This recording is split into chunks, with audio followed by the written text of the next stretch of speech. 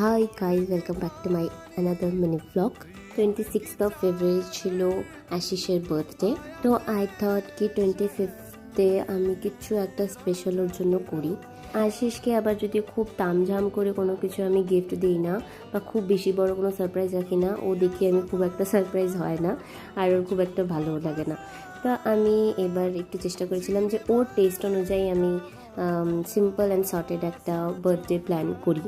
He had no idea about this plan. ও জানতো যে আমরা যেরকম নর্মাল প্রত্যেক দিন সন্ধ্যাবেলার দিকে জিমে যাই, তো আমরা জিমেই যাব। আর একদম লাস্ট মিনিটে আমি বলি যে আমরা একটা জায়গায় বেরোচ্ছি, তুমি রেডি সেডি হয়ে আসো। তখনই না গেস করে ফেলেছিল যে এটা ওর বার্থডের জন্য প্ল্যান হচ্ছে কিছু। আমি ওকে সিটি সেন্টারে বার্লিন ক্যাফেতে নিয়ে গেছিলাম। আমি আর ও একটু দেরিতে গেছিলাম, তার আগে অতেবদা, তারপর সৈকত আর আমার দিদি ওরা পৌঁছে গেছিল। ওদের হাত দিয়ে আমি গিফটটা পাঠিয়ে দিয়েছিলাম, আর যেরকম যেরকম আমি বলেছিলাম ওদেরকে ইনস্ট্রাক্ট করেছিলাম পুরোটা ওইভাবেই ওরা প্ল্যান করে সুন্দর করে সাজিয়ে গুছিয়ে ওখানে রেখেছিল। অতেবদা সৈকতের সাথে না আমি আশিসকে রেখে আগে ঢুকে গেছিলাম বার্লিন ক্যাফেতে। তো ওখানে ঢুকে টেবিলের মধ্যে সুন্দর করে আমরা রাখলাম জিনিসপত্র, আমি আর দিদি ছিলাম ওখানে। যাই হোক, তারপর তো চলো দেখেই নিলে তোমরা ভিডিওতে কি হলো না হলো। ওর বার্থডেটাকে একটু স্পেশাল বানানোর ছোট্ট একটা চেষ্টা। ওর বার্থডে মাস আগের থেকে আমি ভাবতে থাকি যে ওর বার্থডেটাকে কিভাবে স্পেশাল করা যায়।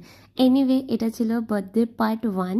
নেক্সট ব্লগটা কিন্তু ওর বার্থডে দিনের ব্লগটাই যাবে। অ্যান্ড আই হোপ তোমরা এনজয় করলে এই ছোট্ট একটা blog. That is it for today. See you on my next blog.